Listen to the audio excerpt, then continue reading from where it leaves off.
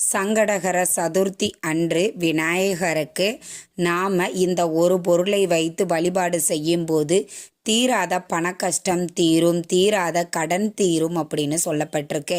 பொதுவாக தேய்பிரையில் வரக்கூடிய சதுர்த்தியை சங்கடகர சதுர்த்தி அப்படின்னு நாம் சொல்லுவோம். அந்த சங்கடகர சதுர்த்தி அன்று விநாயகரை யார் ஒருவர் வழிபாடு செய்கிறார்களோ அவர்கள் வாழ்க்கையில் இருக்கக்கூடிய அனைத்து விதமான சங்கடங்களும் தீர்ந்து போகும் அப்படிங்கிறது நம்பிக்கை.